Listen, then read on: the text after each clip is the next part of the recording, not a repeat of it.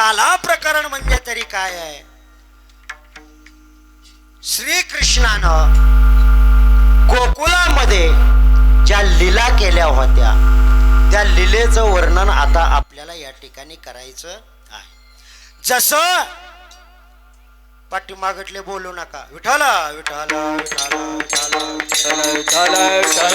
विठ्ठल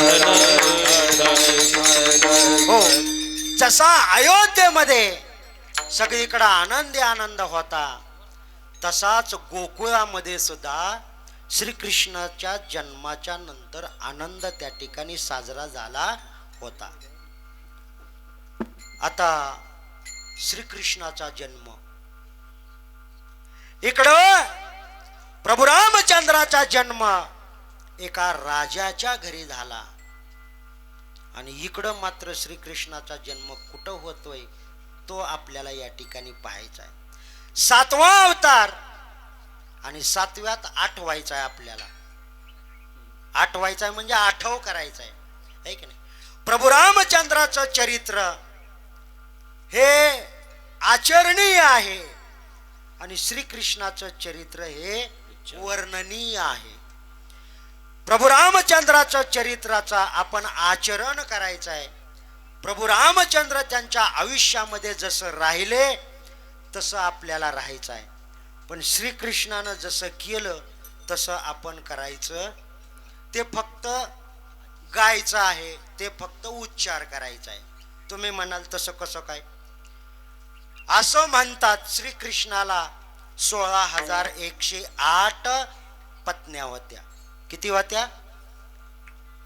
16,100. आमच्या इकीनच फासोया उघड्या केल्या त्या. त्याच्यामुळं श्रीकृष्णाच्या चरित्राचं आचरण आपण करायचं, उच्चार फक्त करायचा आहे की नाही, उच्चार करायचा आहे. तर वसुदेव आणि देवकी, कुणी वसुदेव आणि देवकी यांचा विवाह कंस राजानं या ठिकाणी लावून दिलेला होता.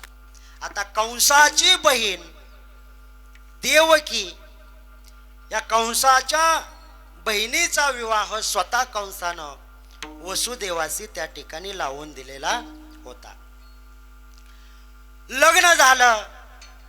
लग्न झाल्यानंतर वरात नावाचा एक प्रकार पूर्वी होता, आता तो बंदच झालेला आहे की नाही. इथं बसलेल्या टोपीवाले फेटीवाल्यांच्या काळामध्ये तो वरात नावाचा प्रकार होता. तुमच्या काळात, आमच्या काळात वरात हा प्रकार, आमच्या काळात एक नवीनच सुविचार आला, 7च्या आत घरात, 7च्या आत. त्याच्यामुळे वरातीचा काय प्रश्नच. मग त्या कंस राजानं आपल्या बहिणीचा वरातीचा कार्यक्रम त्या ठिकाणी ठेवला आणि वरात मथुरेमधून जात असताना तो रथ होता, तो रथ खूप सजवला होता. पुढं सगळे मथुरेमधले लोक त्या ठिकाणी नाचत गाचत होते. ढोल ताशांचा गजर त्या ठिकाणी चालू होता आणि स्वतः कंस आपल्या बहिणीच्या वरातीमध्ये पुढं नाचत होता. आणि त्याच वरातीमध्ये एक विरजण पडलं. काय विरजण पडलं? एक आकाशवाणी त्या ठिकाणी झाली आणि आकाशवाणी झाली आणि त्या कंसाला काय म्हणते? कंसा, आकाशवाणी आकाशात झाली आणि तीच त्या ठिकाणी कंसाला सांगू लागली. आकाशीची वाणी सांगत असे कंसा, माने हा भरवसा बोलण्याचा. आकाशाची वाणी त्या कंसाला म्हणते आहे, हे कंसा, तुझा माझ्यावर भरोसा नाही काय? काय म्हणते? तुझा माझ्यावर भरोसा नाही काय?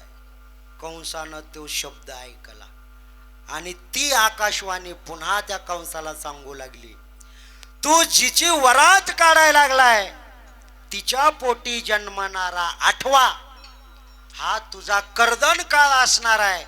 तो तुझ्या मुळावर उठणार आहे आणि त्याच्याच हातून तुझं मरण आहे. असं म्हटल्यावर कंस राजानं जी वरात चालू झालेली होती, निम्मी झालेली, तिथंच वरात त्या ठिकाणी थांबवली आणि त्या कंसानं आपल्या बहिणीच्या हाताला पकडलं आणि त्या रथातून खाली त्या ठिकाणी वळायला लागला आणि आपल्या हातामध्ये असलेलं जे काही खड्ग होतं, जी तलवार होती, ती तलवार त्या कंसानं आपल्या बहिणीच्या अंगावरती असा घेऊन खडक माराय निघाला, माराय निघाला, घेऊन खडक माराय निघाला, माराय निघाला, येऊन खडक मारी मारी निघाला, येऊन खडक मारी निघाला, मारी निघाला, घेऊन खडक माराय निघाला, माराय निघाला, घेऊन खडक माराय निघाला, माराय निघाला, येऊन खडक मारी निघाला, मारी निघाला, येऊन खडक मारी निघाला, मारी निघाला, हात तो धरला वसुदेव, हात तो धरला येऊन घेऊन खडक माराय निघाला, घेऊन खडक माराय निघाला, माराय निघाला, येऊन खडक मारी निघाला, मारी निघाला, येऊन खडक मारी निघाला, मारी निघाला. त्या कंसानं हातामध्ये खड्ग घेतलं, तलवार घेतली आणि आपल्या बहिणीचा घात करण्यासाठी निघाला. तलवार उगारली, घेऊन या खड्ग मारा या धावला, वसुदेवे तो धरिला. मग वसुदेवानं त्या कंसाचा हात वरच्यावर त्या ठिकाणी धरला. वसुदेव कंसाला म्हणाला, मेहुण्याला, कंसा, तिच्या पोटी येणारा आठवा तुला मारणार आहे. हिची काही चूक आहे का? आठवा मारणार आहे, मग हिला कशाला मारायला लागला? मग असं वसुदेवानं आपल्या मेहुण्याला समजावून सांगितलं. मेहुणा म्हणला, तसं बी बरोबर आहे म्हणलं. मग असं कर, तुला त्रासच द्यायचा आहे ना, तू आम्हाला बंदीखान्यात ठेव, पण असं काय जीव मारायचं काम करू. कंसानं विचार केला, भाऊजी बोलतोय ती बरोबरच बोलतोय म्हणला, पण भाऊजीच्या शब्दावर कोण विश्वास ठेवत नाही. कंसानं विचार केला, बरोबर आहे म्हणला. लगेच तुरुंगामध्ये वसुदेवाला आणि देवकीला कंसानं आतमध्ये टाकलं. लगेच काय केलं, त्याला बेड्या लावल्या, त्या तुरुंगाला कुलूप लावलं आणि वरात तिथंच संपवली आणि ह्यांना तुरुंगामध्ये डांबून टाकलं. इकडं कंसाला मात्र काही झोप लागना. का? आठवा, मी एवढा राजा असून माझ्या बहिणीच्या पोटी येणारा मुलगा जर का मला मारत असेल तर कुठल्या मामाला झोप येते? कुठल्या मामाला झोप येईल का? नाही, भाचाच जर का मुलावर उठत असेल तर मामाला झोप येणार. कंस मामा ह्या अंगाडावरून त्या अंगाडावर व्हायचा आणि त्या तुरुंगापाशी जायचा, आहेत का नाही बघायचा, माघारी यायचा. असं करता करता करता करता पहिलं मूल जन्माला आलं आणि त्या कंसानं आपल्या दासींना, सेवकांना सांगितलं होतं, जे जे या ठिकाणी जन्माला येईल ते ते माझ्याकडं आणायचं आणि त्याचा मी घात करणार आहे. असं दासीने सगळी मुलं त्या ठिकाणी त्या कंसाकडं आणून दिली. पहिलं मुलं आणून दिलं, कंसानं पायाला पकडलं आणि असा घर घर घर घर घर घर फिरवायचा आणि मोठ्या दगडावरती त्या ठिकाणी आपटायचा. असं करता करता करता करता त्या कंसानं आपल्या बहिणीची म्हणजे देवकीची 6 मुलं त्या ठिकाणी मारली. किती? 6 मारली. आता देवकीनं आणि वसुदेवानं विचार केला, 7वा जर का मारला तर, आता मारून मारून 6 मारली आहे की नाही, आपल्याला वंशाला दिवा कोणीतरी पाहिजे. म्हणून योग मायेनं 7वा अवतार हा त्या ठिकाणी रोहिणीच्या गर्भामध्ये त्या ठिकाणी घातला आणि मग बलराम दादाचा 7वा अवतार त्या ठिकाणी झाला आणि 8वा पुन्हा श्रीकृष्ण त्या ठिकाणी जन्माला आले, ऐक नाही. मग 8वा जन्माला आला त्यावेळेस आकाशीची वाणी पुन्हा एकदा त्या ठिकाणी झाली आणि पुन्हा त्या कंसाच्या बंगल्यावरून फिरायला लागली. कंसा, मी मगा सांगितलेला शब्द तुझ्या ध्यानात आहे का नाही? माने हा भरवसा बोलण्याचा. त्यावेळेस आकाशीची वाणी पुन्हा कंसाला सांगायला लागली 8वा तर जन्माला येणारच आहे. पण इकडं कळीचा नारद मुनी त्या कंसाकडे गेले आणि कंसाला सांगितलं, कंसा, पहिला पण 8वा होऊ शकतो ना 8वा पण पहिला होऊ शकतो, आहे का नाही? तू उगाचच कशाला घरात बसलाय? मग 8वा हा पहिला पण होऊ शकतो आणि पहिला हा 8वा पण होऊ शकतो असं म्हटल्याबरोबर कंसानं लगेच सेविका पाठवल्या. तोपर्यंत श्रीकृष्ण जन्माला आले होते आणि इकडं वसुदेवानं काय केलं, आपला हा 8वा मुलगा तो कंस मारेल म्हणून काय केलं, त्याला टोपलीत घातलं. आता सगळ्या कड्या कुलप लावलेल्या आहेत, पायाला बेड आहे त्या. आता उघडायचं कसा तो तुरुंग? पण श्रीकृष्ण जगाचा बाप तो जन्माला आलेला, त्याला बेड्यानं वगैरे काय करणार आहे? वसुदेवानं त्या श्रीकृष्णाला बाळाला टोपलीत घातलं आणि टोपली अशी डोक्यावर धरली. तीच तुरुंगाचे दरवाजे त्या ठिकाणी आणि वसुदेवाच्या पायातल्या बेड्या त्या ठिकाणी गळून पडल्या आणि त्यावेळेस पाऊस चालू होता. मध्यरात्र झाली, इतका पाऊस होता, जोराचा पाऊस, मुसळधार पाऊस. श्रीकृष्णाला म्हणजे टोपलीत घातलं आणि वसुदेव तुरुंगातून बाहेर आले. आता जगाचा बाप जन्माला आला, स्वतः भगवंत या ठिकाणी 8वा अवतार त्या ठिकाणी धारण केला. त्या श्रीकृष्णाला पाऊस लागू नये म्हणून नागदेवतेनं पाऊस लागू नये म्हणून नागदेवतेनं आपला फडा वरती असा धारण केलेला होता आणि तो फडा धारण केल्यामुळं त्या बाळाला काय पाऊस लागत नव्हता. हळूहळू काय झालं, हळूहळू अशा पद्धतीनं श्रीकृष्णाला टोपलीमध्ये घातलं आणि यमुना नदीच्या काठावरती तो वसुदेव आपल्या श्रीकृष्णाला घेऊन यमुना नदीकडे आले. यमुना नदी तुडुंब भरली होती. यमुना नदीला महापूर आला होता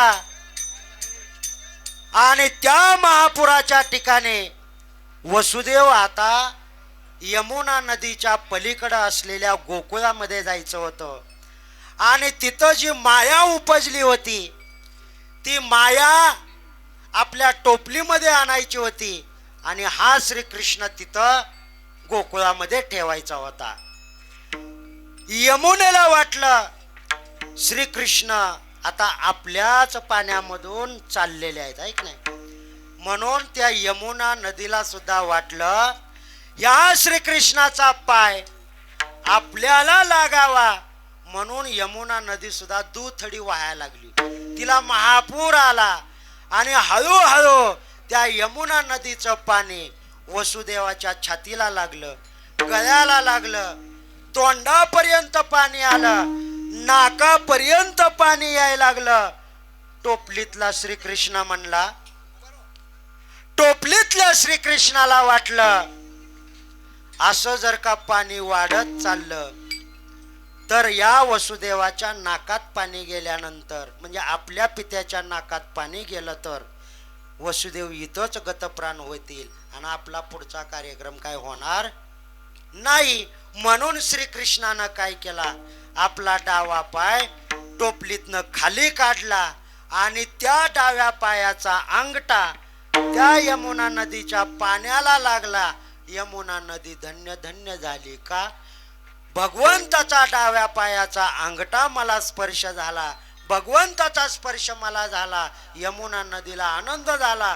यमुना नदी त्या ठिकाणी वसरायला लागली. यमुना नदीचं पाणी कमी कमी झालं आणि वसुदेव तिथं गोकुळामध्ये आले. गोकुळात आले. कुठं आले? नंदना राजाच्या घरी आले. नंद राजाच्या घरी यशोदेला एक मुलगी झाली होती. तिथली मुलगी उचलली, आपला श्रीकृष्ण तिथं ठेवला. माया उपजली, ती टोपलीत घातली आणि पुन्हा इकडं मथुरेच्या ठिकाणी वसुदेव घेऊन आले. आणि इकडं सकाळ सकाळी काय झालं? कुठं? यशोदा राजाच्या नंद राजाच्या घराच्या ठिकाणी. यशोदेच्या घरामध्ये नंद राजाच्या महालाच्या ठिकाणी लहान मुलाचा रडण्याचा आवाज त्या ठिकाणी येऊ लागला. यशोदेच्या ज्या दासदासी होत्या त्या दासदासीने लगेच जसा रामाचा बोबाटा केला तसाच या ठिकाणी श्रीकृष्णाचा सुद्धा बोबाटा. गवळण सांगती गवळ नीला पुत्र झाला यशोदेला. गवळण सांगती गवळ नीला पुत्र झाला यशोदेला. गवळण सांगती गवळ नीला पुत्र झाला यशोदेला. गवळण सांगती गवळ नीला पुत्र झाला यशोदेला.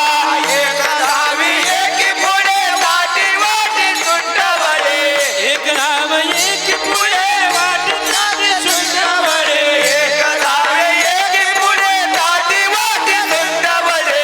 एक नाम एक पुढे वाट चाले सुंदरवडे. गवळण गवळण गवळण नीला पुत्र झाला यशोदेला. गवळण गवळण सांगते गवळण नीला पुत्र झाला यशोदेला. गवळण सांगती यशोदेला पुत्र झाला यशोदेला. गवळण म्हणती यशोदेला पुत्र झाला यशोदेला. नंद राजाला मुलगा झाला, यशोदेला मुलगा झाला, अशा गवळणी सगळ्या गोकुळात सांगत सुटल्या. श्रीकृष्णाचा जन्म झाला. आगतम कृष्णा सुस्वागतम कृष्णा. स्वागतम टाळी वाजवा. स्वागतम कृष्णा. हे आगतम कृष्णा सुस्वागतम कृष्णा. आगतम कृष्णा सुस्वागतम कृष्णा. आगतम कृष्णा सुस्वागतम कृष्णा. आगतम कृष्णा सुस्वागतम कृष्णा. आगतम कृष्णा सुस्वागतम कृष्णा. आगतम कृष्णा सुस्वागतम कृष्णा. आगतम कृष्णा सुस्वागतम कृष्णा.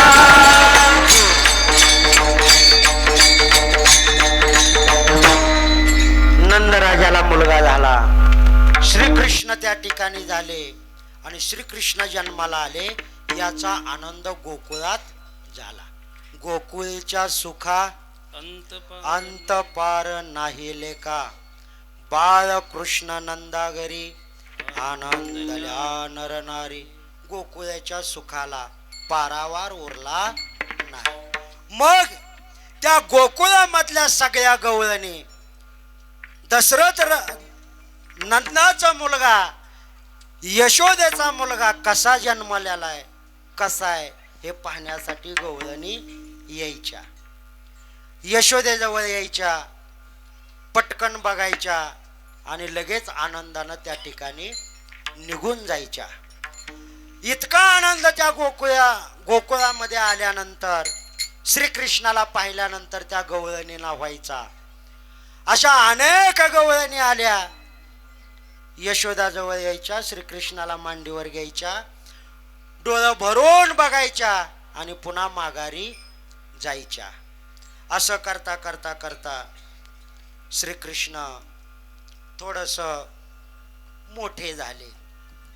मोठं झाल्यानंतर आपल्याला तर माहित आहे पहिल्यांदा बाळ काय करतं, चालायला लागतं आहे की नाही. पहिल्यांदा तळवे तळ हात तळात टेकीत तळवे तळात तळात टेकीत गुडघ्यानं रांगत डाव्या गुडघ्यानं रांगत तळवे तळात तळात टेकीत तळवे तळात तळात टेकीत डाव्या गुडघ्यानं रांगत डाव्या गुडघ्यानं रांगत. श्रीकृष्ण डाव्या गुडघ्यानं त्या ठिकाणी रांगायला लागले. जे आपल्या कुलाचा उद्धार करणारी जी मुलं जन्माला येतात ना, ती डाव्या गुडघ्यानं डाव्या पायानं रांगत असतात. आणि जी उजव्या पायानं रांगतात ते हे मी काय सांगायची गरज. भगवान परमात्मा ज्याच्या पोटी जन्माला घेतो आणि जे बाळ डाव्या पायानं खरडत खरडत रांगत ते खरं कुलाचा उद्धार करणार असतं. कारण श्रीकृष्णच डाव्या पायानं रांगायला लागले. त्याच्यामुळं हळूहळू हळूहळू श्रीकृष्ण मोठे झाले. आणि श्रीकृष्ण मोठे झाले, श्रीकृष्णानं आपल्या खोड्या करायला सुरुवात. आता सगळ्याचं ध्यान इकडे द्यायचं. मध्ये कुणीही बोलू, कारण मध्ये श्रीकृष्ण आला आणि तुमची एखादी खोड काढली तर माझ्याकडं. श्रीकृष्णानं पहिली खोडी कुणाची काढली असेल तर आईचीच काढली. कुणाची? आईचीच. ब्रह्मांडाचा नायक यशोदेचीच पहिली खोड काढाय निघाला. श्रीकृष्ण रांगत रांगत रांगत वाट्यावरती बसले आणि यशोदा मैयानं श्रीकृष्णाला मांडीवरती घेतलं आणि यशोदा मैयाला श्रीकृष्ण बोलू लागले, माँ साहेब आपको मैं प्यारा लगता हूं या दूध प्यारा लगता है. श्रीकृष्ण हिंदीत बोलायला लागले, कारण तिकडे नंदाच्या तिकडे हिंदीत बोलतात. आये तुला मी जास्त आवडतो का दूध जास्त आवडतं. कारण यशोदानं दुधाचं पातेलं चुलीवर तापाय ठेवलं होतं. हे तिच्या बी लक्षात नव्हतं. बाळ खेळवायला लागल्यानंतर आई ध्येयभान हरपून जाते आणि आपल्या बाळाला खेळवत असते. पण श्रीकृष्ण हा तो ब्रह्मांडाचा मालक आहे की नाही. बुद्धी घालणारा पण तोच आहे आणि बुद्धीतनं बाहेर काढणारा पण तोच आहे. मग श्रीकृष्णानं असं यशोदेला विचारलं, आईला विचारलं. आई म्हणली, मूड द्या, तुझ्यापेक्षा दुसरं काय लय प्यारा असतं वय.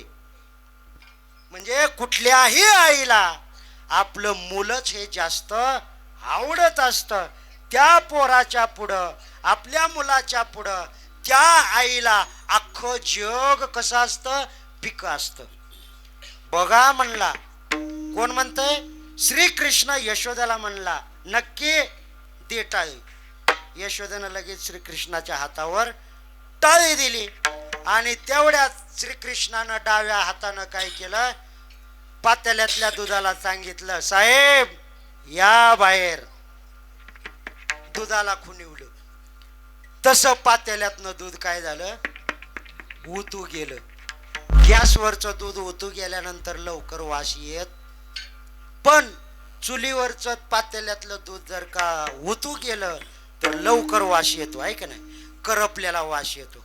यशोदेच्या नाकाला ते दूध उतू गेलेल्याचा वास आला व त्या यशोदेनं लगेच श्रीकृष्णाला उचललं आणि दान दिशी खाली आदळलं आणि कुठं पळाली. म्हणून तवापासून आत जर दूध उतू चाललेलं असलं आणि एखादी महिला, एखादी स्त्री जर बाहेर काय कामात जर का असेल आणि तिला फक्त म्हणायचं दूध दूध दूध दूध दूध, हातातलं काम फेकून देणार, पण दुधाकडे पहिल्यांदा. मला वाटतं तवापासून ह्या मंडळीला दूध जास्त आवडतं काय कोणाला. मग त्यावेळेस दूध उतू गेलं आणि यशोदा मैया आत गेली आणि दूध तर उतू गेलंच नव्हतं, फक्त उतू गेलेल्याचा वास फक्त श्रीकृष्णानं आणला होता. पुन्हा श्रीकृष्णाला तिनं घेतलं आणि यशोदाला म्हणाली, यशोदा श्रीकृष्णाला म्हणाली, किती चावट आहे र? श्रीकृष्ण म्हणाला, मी चावट आहे का तू चावट आहे? खोटं कोण बोलली? तूच बोलली. आणि चावट कोणाला म्हणती? मलाच म्हणती. म्हणजे तुला माझ्यापेक्षा जास्त काय आवडतंय? दूध आवडतंय. म्हणून श्रीकृष्णानं पहिली खोडी कुणाची काढली? तर आईची त्या ठिकाणी पहिली खोडी काढली. विठाला विठाला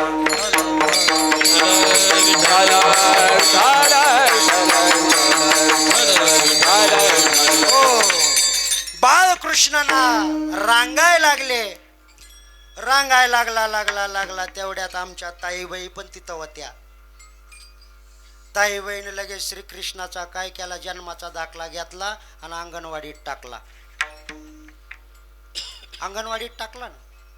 आणि श्रीकृष्ण मोठा झाला. आता अंगणवाडीतच फक्त काही पोरच असतात का? असतात काय? पुरी पण असतात, म्हणजे मुली पण असतात. त्याच काळात एक भली मोठी मुलगी, तिचं नाव होतं पुतना. तिचं नाव काय होतं? पुतना. मग त्या श्रीकृष्णाचा जन्म आणि पुतना जवळजवळ त्या यशोदेच्या वयाची होती. यशोदेच्या वयाची.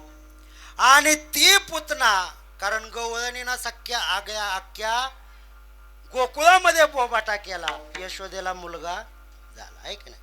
पण इकडं कंसाला काही झोप येत नव्हती. म्हणून कंसानं काय केलं होतं? इडा मांडला होता. इडा कशाचा? जो कोणी त्या श्रीकृष्णाला मारेल त्याला आपलं अर्ध राज्य बक्षीस. म्हणून ती पुतना म्हणाली, अर्ध राज्य मिळते म्हणल्यावर बघूया, प्रयत्न करायला काय हरकत आहे? Try to try but don't cry. प्रयत्न करून बघूया, रडायचं काय? म्हणून ती पुतना त्या कंसानं ठेवलेला विडा उचलला होता आणि ती पुतना राक्षसीन बनून आली होती. आणि तिनं येतानाच काय केलं होतं? आपल्या स्तनामध्ये विष भरून आली होती. आणि इतकं सुंदर रूप त्या पुतनेनं घेतलं होतं. राक्षसीन दिसत नव्हती. गोकुळात आली आणि आल्याबरोबर नंदराजाच्या दरवाजावर थाप टाकली आणि यशोदेला हाक मारते, अय यशोदा. काय म्हणाली? अय यशोदा. यशोदा म्हणली, कोण आले सकाळ सकाळ? श्रीकृष्ण म्हणला, बरं झालं पहिली भवानी आली. पहिली भवानी या ठिकाणी आली. म्हणजे दुकान मांडल्यानंतर पहिली भवानी म्हणतो ती, नाही तर दुसरी भवानी म्हणचाल ते नाही. श्रीकृष्ण आतूनच हसायला लागले. बरं झालं पहिलं गिराईक आपल्याला आलं. यशोदेना दरवाजा उघडला. पाहते तर काय सुंदर अशा प्रकारची स्त्री नटून थटून आपल्या दरवाजाच्या समोर उभा राहिली. यशोदा म्हणली, कोण ग? कुणाला म्हणते? पुतनेला. आता यशोदेची पुतण्याची कवा गाठ पडली होती का? कवाच नव्हती. पण ती पुतना त्या यशोदेला म्हणते, हे बघ यशोदा कशी विसरली ग? आपण दोघी नव्हताव काय अंगणवाडीत एकीमेकीला शाळेत जात नव्हताव काय? मग अंगणवाडीतनं 5वी झाली, 6वी झाली, 7वी झाली, पुन्हा अनगरच्या शाळेत गेला. मग माझं लवकर लगीन झालं आणि तू इकडं आली. मग बरेच वर्ष झालं तू बी माहेराला नाही, मी बी माहेराला नाही, ऐक नाही. मग माहेराला आल्यानंतर एकीमेकीच्या गाठी बिटी होतात. आपला संसाराच्या 4 गोष्टी बोलल्या जातात. पण तसं काय आपल्या जीवनात काय झालं म्हणून कदाचित विसरली असेल. यशोदा म्हणली, तसं बी झालं असेल, काय सांगता येते. मग आसू बापडीजी म्हणले, बर मग काय? अगं अख्ख्या गोकुळामध्ये तुझ्या श्रीकृष्णाचा देखाव्याचा सुंदरतेचा बोलबाला झालाय आणि तुला मुलगा झालाय. मग मैत्रिणीला मुलगा झाल्यावर बघायला यायचं नाही, मग कुणाला यायचं? म्हणून साडी चोळी हार हे सगळं मी तुझ्या पोराला बघायला घेऊन आले आहे असं म्हटल्यावर यशोदा पगळीच. यशोदा तीच यशोदा पगळत नाही, आताची सुद्धा पगळते त्या. हा, म्हणून येणार गिराईक कसलाय हे जरा यशोदेनं पाहायला पाहिजे आणि मगच आपल्याला एंट्री घरात द्यायची आहे. उग कोणाला बी एंट्री देत जाऊ नका. आतमध्ये घेतलं, पाणी दिलं, लगेच गॅसवर चहा स्पेशल दुधाचा. का? आपल्या पोराला बघायला आले आहे, आंगडं टोपडं सगळं घेऊन आले आहे. त्याचबरोबर पाडवा झालाय म्हणल्यावर शिल्लक राहिलेला हार होतं, अर्धा किलो हार घेऊन आले आहे. असं म्हणल्यावर म्हणले दुधाचा स्पेशल चहा करूया. चहा दिला आणि ती पुतना नावाची राक्षसीन त्या बाळाकडे गेली. बाळाचा तिनं आला मला घेतला, आपल्या मांडीवरती घेतलं आणि हातात आणलेलं जे काय होतं ते यशोदेकडं दिलं. आणि यशोदा आतल्या खोलीमध्ये दिलेलं साहित्य म्हणजे ब्लाउज पीस असेल काय असेल ते असेल ते आत कपाटात ठेवायला गेली आणि तिच्यातलं ही जी वटी भरण्यासाठी घेऊन यायला तवर 4-5 मिनिटाचा कालावधी लागतो का नाही. हिचं ठेवायचं ना आपलं, बरं तिचं तर तिला कसं द्यायचं, बरोबर आहे की नाही, तिचं तिला देता येत. मग एवढ्या 4-5 मिनिटाच्या काळात श्रीकृष्णानं जरा मजाच केली. का? आईनं अगोदर कपाटात ज्या साड्या आणून ठेवलेल्या होत्या एकीमेकीला द्यायला, श्रीकृष्णानं काय करायचं, तिथंच बोट इकडं तिकडं करायची. काय करायचं, तिथंच बोट इकडं तिकडं करायला लागलं. त्याच्यामुळं काय व्हायला लागलं, वरच्या कप्यातल्या साड्या खाली जायच्या, खालच्या कप्यातल्या साड्या मधी जायच्या. यशोदेला काय साडी लवकर हाताला लागू दिली नाही. एवढ्यात त्या पुतण्यानं डाव साधला, म्हणली हे जे कामच करूया. पुतण्यानं लगेच त्या श्रीकृष्णाला आपल्या स्तनाला लावलं आणि दूध पाजायला सुरुवात केली. श्रीकृष्ण म्हणला अशी चव माझ्या आईच्या दुधाला नव्हती, चव वेगळीच लागते म्हणला. का? तिनं विशेष त्याच्यामध्ये भरून आलेलं होतं, आणलेलं होतं. श्रीकृष्णानं त्या पुतनेच्या स्तनातलं दूध संपलं तरी सुद्धा स्तनाचं तोंड काढलं, विष सगळं प्राशन केलं. आता ती पुतना मोठमोठ्यानं बोंबलाय लागली, अय कृष्णा, अरे सोड सोड सोड. आता कशाचा सोडतोय म्हणला, मासा गळ्याला सापडलाय तसा काय सोडायचा. सोशले पुताला इने मोहिलेले करो, सोशले पुताला मोहिलेले करो, मोहिलेले करो, सोशले पुतला इने मोहिलेले करो, सोशले पुतला रोज मोस करो, सोशले पुतला रोज मोस करो, सोशले पुतला रोज मोस करो, सोशले सोचले पुतनाईने मोहिलेले करो, सोचले पुतनाईने मोहिलेले करो, सोचले पुतनाईने मोहिलेले करो, सोचले पुतनाईने मोहिलेले करो, सोचले पुतना आईन संडे बाप रखमा देवी मारो,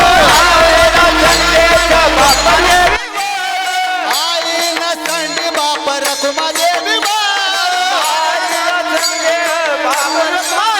माझ्या कालयाची नाव भरी घ्यावं, नाव भरे माझ्या कालयाची नाव, माझ्या कालयाची नाव भरी घ्यावं घ्यावं, माझ्या कालयाची नाव भरी घ्यावं घ्यावं,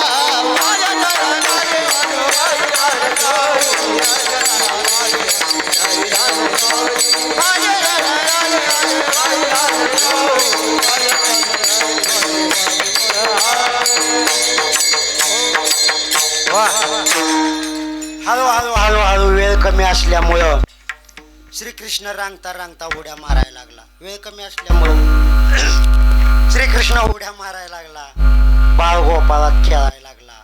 श्रीकृष्णानं आपले सवंगडी जमवले आणि लहान मुलं गावातनं फेऱ्या मारायचे.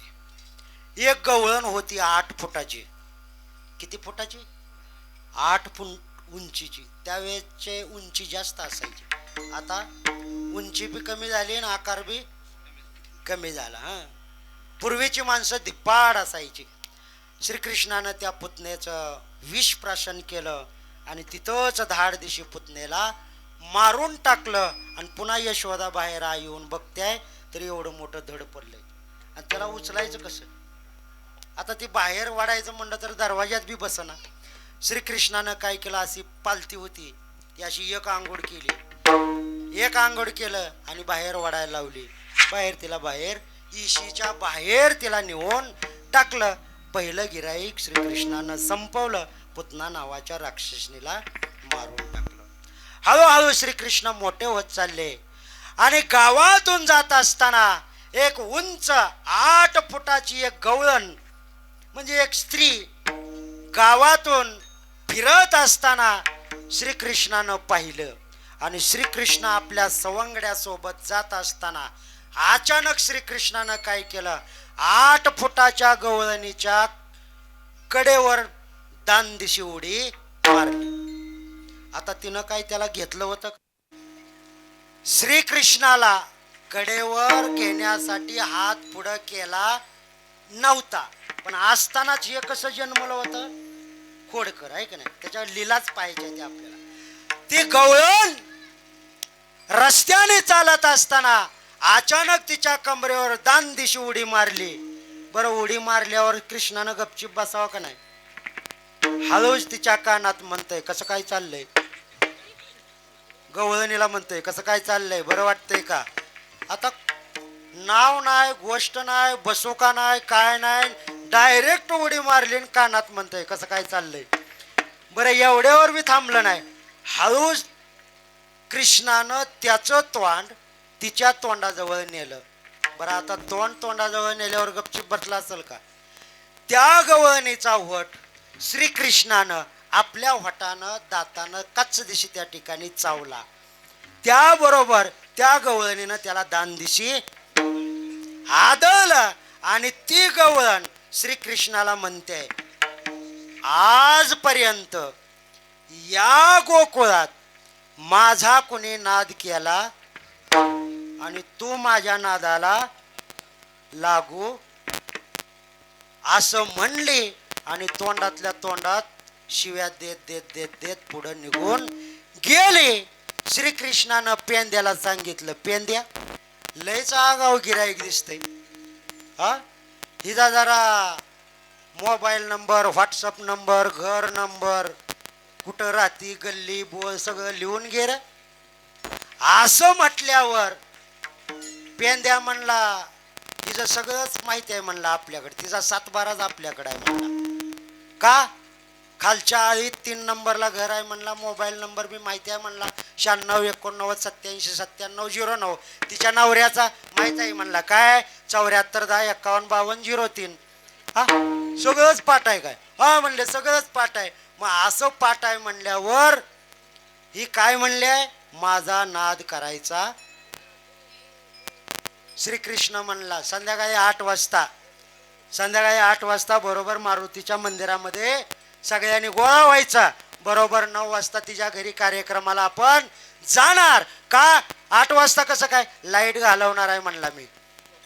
कृष्ण काय म्हणतोय, 8 वाजता मी लाईट घालवणार आहे, 9 वाजता त्यांचं जेवण होणार आहे आणि मग 10 वाजता त्या झोपतील. पहाटे 5 वाजेपर्यंत आपण काय करायचं आहे, दही दूध ताक लोणी तिच्या घरी जे काय ते सगळं आपण खाऊन घ्यायचं आहे. सवंगडी सगळे आले आणि आल्याबरोबर 8 वाजता सगळा प्रोग्राम ठरला. सगळे आले, जेवण वगैरे सगळ्यांची त्या गवळणीची झाली, झोपले. आणि पहिलं सवनं असायचं. सवनं काय होतं? सवनं असायचं आणि त्याच्यातून माल वगैरे धन धान्य खाली टाकण्यासाठी असायचं. श्रीकृष्णानं 12-1 वाजता सगळ्या गवळ्याला वरती घेतलं, सवंगड्याला घेतलं आणि वरून मला खाली सोडा म्हणले. वरून खाली सोडलं.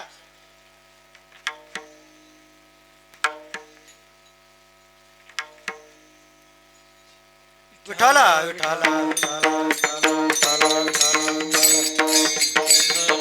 हो, अगदी 10च मिनिटामध्ये कीर्तनाला या ठिकाणी शेवट होणार आहे. वेळ खूप झालेला आहे. एक दोन खोड्या आपण सांगूया, लीला पाहूया आणि शेवट या ठिकाणी करणार आहोत. श्रीकृष्णाला सांगितलं, सवंगडी सगळे वर आले आणि पेंद्या सुदामा सगळे वाकड्या वगैरे होते. श्रीकृष्णाच्या कमरेला त्या ठिकाणी शेला बांधला आणि सवण्यातून खाली त्या ठिकाणी सोडलं. श्रीकृष्णानं दही दूध सगळं काही त्या ठिकाणी खाल्लं आणि श्रीकृष्णानं त्या शेल्याला झटका दिला आणि लगेच त्याला त्या ठिकाणी वर ओढलं. दही दुधाचा रबडा त्या ठिकाणी श्रीकृष्णानं केला आणि सगळे आपापल्या घरी निघून गेले. हे गवळी सकाळी उठून पाहतो, गवळण सकाळी उठून पाहते तर काय, आत सगळ्या घरामध्ये दह्या दुधाचा रबडा झाला. आणि तिनं आता हे यशोदेच्या कार्ट्याशिवाय दुसरं तिसरं कोणीच या ठिकाणी आपल्याला करणार नाही असं त्या ठिकाणी वाटलं. म्हणून त्या गवळणीनं आपल्या नवऱ्याला बरोबर घेतलं आणि चला म्हणले यशोदेकडे जाऊया. का? या तिच्याच पोरानं केलेलं कारस्थान आपण त्याला त्या ठिकाणी सांगूया. म्हणून ती गवळण पुढं आणि तो नवरदेव पाठीमाग, असं करत करत सगळेजण चालले. आणि त्या गवळणीनं यशोदेला सांगितलं, तुझ्या श्रीकृष्णानं आमच्या घरी असा दह्या दुधाचा रबडा केला, जरा त्याला समजावून सांग, आम्ही इथं राहावं का न राहावं अशी अवस्था त्या श्रीकृष्णानं. गोकुळी रावे का जावे, गोकुळी रावे का गोकुळी रावे का जावे, गोकुळी रावे का जावे. यशोदे कृष्णाची चालावे, गोकुळी रावे का जावे, गोकुळी रावे का जावे. गोकुळी रावे का जावे, गोकुळी रावे का जावे. त्यावेळेस ती यशोदा त्या गवळणीला म्हणाली, असं बिगर पुराव्याचं बोलायचं, पुरावा सबळ द्यायचा, मग या ठिकाणी न्याय निवाडा केला जाईल. बरोबर आहे का नाही वकील साहेब? पुराव्याशिवाय बोलायचं अशी यशोदा त्या ठिकाणी म्हणाली. आणि मग श्रीकृष्ण म्हणला, यशोदा बी म्हणली आणि ती गवळण पण म्हणली, पुराव्यानिशीच याला आता या ठिकाणी पकडून दाखवतो. पुन्हा श्रीकृष्ण म्हणला, चला एकदा आता हिच्या घरी जायचंय. हिच्या घरी जायचंय म्हणल्यानंतर सगळे हे गवळी झोपले. झोपेतच श्रीकृष्ण काय झाला, रात्री 12 वाजता सवण्यातनं पुन्हा खाली उतरला. उतरल्याबरोबर श्रीकृष्ण म्हणला, आता हिनं काल आपली इज्जत घालवली आहे की नाही, माझी एकट्याची घालवली आहे, पण ह्या दोघांची घालवल्याशिवाय राहणार. श्रीकृष्ण आतमध्ये आले. पलंगावरती ते दोघे जण झोपले होते. कोण?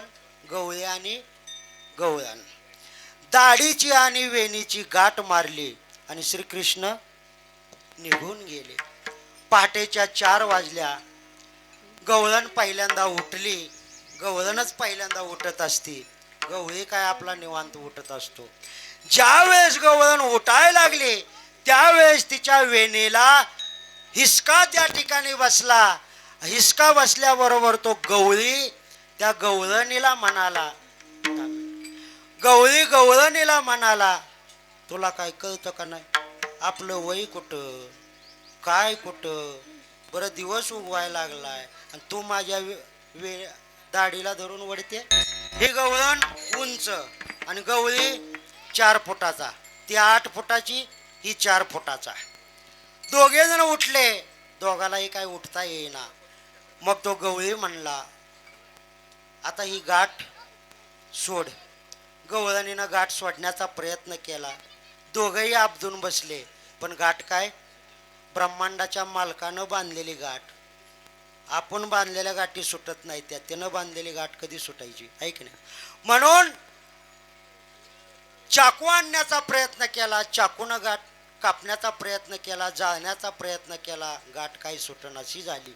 तेव्हा तो गवळी गवळणीला म्हणाला, तू त्या यशोदेच्या कृष्णाला काय म्हणाली होती का? ती म्हणली, होय म्हणली होती. काय म्हणली होती? माझ्या नादाला लागू असं म्हणली होती. कशाला म्हणला? आगीत दिवा लावायला निघाली. मग आता त्याच्याशिवाय आपली गाठ सुटणार? दोघे जण त्या घरातून बाहेर आले तोपर्यंत श्रीकृष्णानं सगळ्याला सांगितलं, सवंगड्याला, काय? आपापल्या घरच्या ताटल्या घ्यायच्या, आपापल्या घरच्या काटक्या घ्यायच्या आणि ताटल्या वाजवीत वाजवीत गावातनं आपल्या महालापर्यंत यांची दिंडी काढीत आणायची. हे गवळे आणि गवळणी त्यांच्या घरातून बाहेर आले तेवढ्यात श्रीकृष्णाचे सगळे सवंगडी तिथं पोचले. पोचल्याबरोबर त्यांनी लगेच ताटल्या वाजवायला चालू केलं. गवळी गवळण पुढं पुढं चालायला लागले. त्याच्या पुढे हे वाजंत्री मंडळ वाजत चालत चाललं होतं.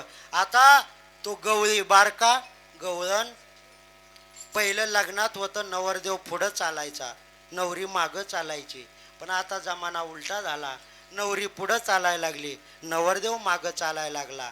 असंच तिथं झालं, गवळण पुढं गवळी मागं. आणि चालता चालता चालता काय झालं, धुरोळा ओढायचा.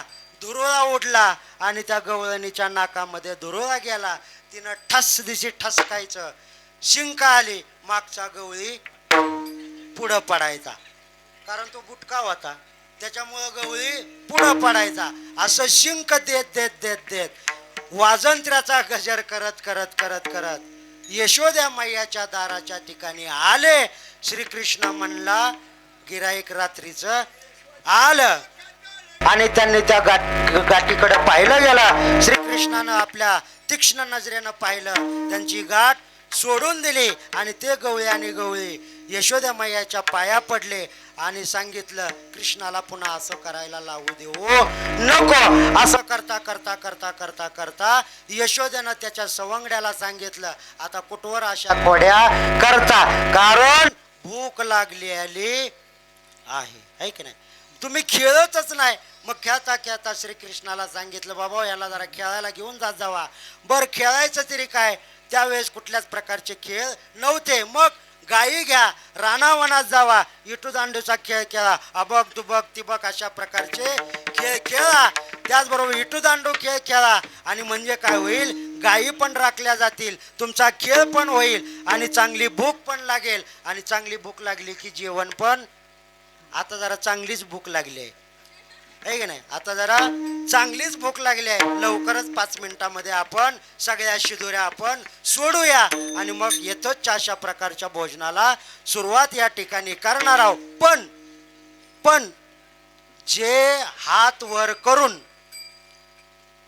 भगवंताच्या नामचिंतनाचा उत्सव त्या ठिकाणी साजरा करतील त्यांनाच हा काल्याचा प्रसाद मिळेल, लागू होईल. अन्यथा तो तुम्हाला लागू होणार नाही. म्हणून ज्यांना ज्यांना 2 हात प्रभू रामानं आणि श्रीकृष्णानं दिले त्यांनी हात वर करा. किती जणाला हाय तर बघू द्या जरा. रामनाम या ठिकाणी घ्यायचा. विठो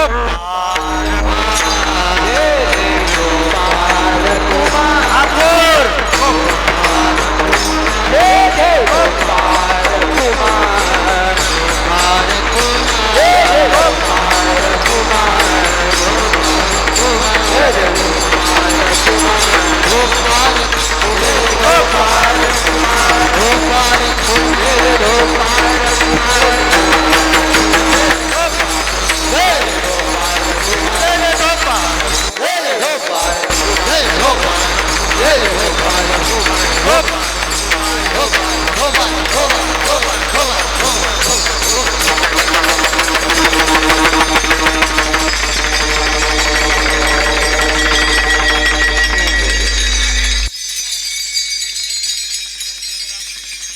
प्रभु रामचंद्र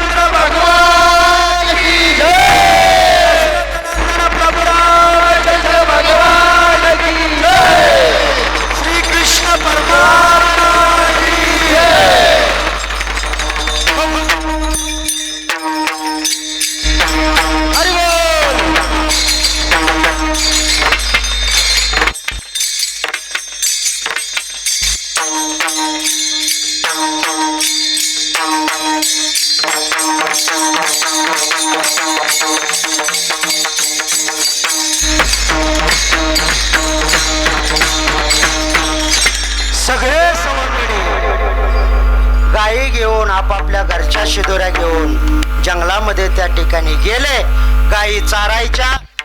दुपार झाली. सगळ्या शिदोऱ्या गोळा करायला सांगितल्या. सगळ्यांनी आपापल्या शिदोऱ्या श्रीकृष्णाच्या समोर ओतल्या गेल्या. आणि तोच काला आणि तो श्रीकृष्णानं केलेला गोकुळातला काला वर ब्रह्मांडाचा ब्रह्मदेव खायला इच्छित होता, पण त्याला सुद्धा मिळाला, देवाला मिळाला नाही. तोच काला आज आपण या ठिकाणी घेणार आहोत. काल्याचा म्हणजे दही अंडीचा या ठिकाणी अभंग होईल. हंडी त्या ठिकाणी फुटेल आणि मग कीर्तनाला या ठिकाणी शेवट होईल. तो सगळी शिदोरी त्या ठिकाणी एकत्रित केली. सगळ्या सवंगड्यांनी आपापल्या शिदोऱ्या आणल्या. सगळ्यांनी कुसरल्या. सगळे देवलोक तटस्थ उभा राहिले. आपल्याला बी खायला मिळेल, पण जे जे मंडपात आहेत त्यांनाच मिळेल, मंडपाच्या बाहेरच्याला मिळणार नाही असं श्रीकृष्णानं सांगितलं. आणि मग सगळ्यांनी शिदोऱ्या आणल्या. देव म्हणले यांचं खरकट तरी आपण खायला घंटी धरिला कृष्ण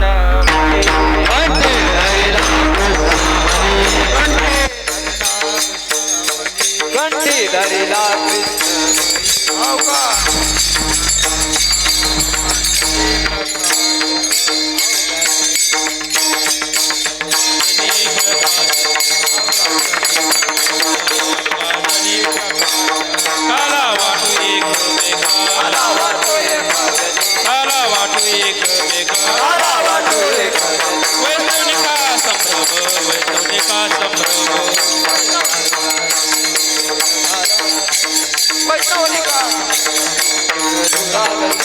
वाकुलिया ब्रह्मादिका वाकुलिया ब्रह्मादिका उत्तम लोका दाखव उत्तम लोका दाखव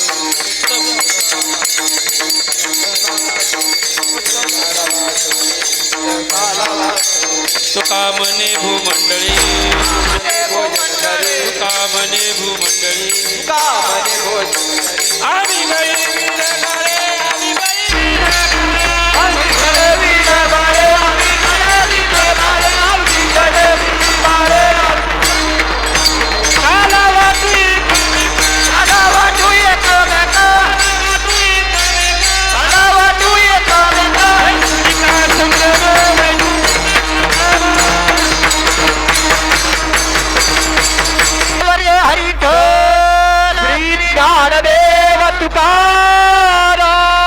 पंढरीनाथ भगवान की जय. दसरामेश्वर महाराज की जय. जगद्गुरु तुकाराम महाराज की जय. प्रभु रामचंद्र भगवान की जय. बजरंग बली की जय. खाली बसा, खाली बसा. गुरुदेव दत्त.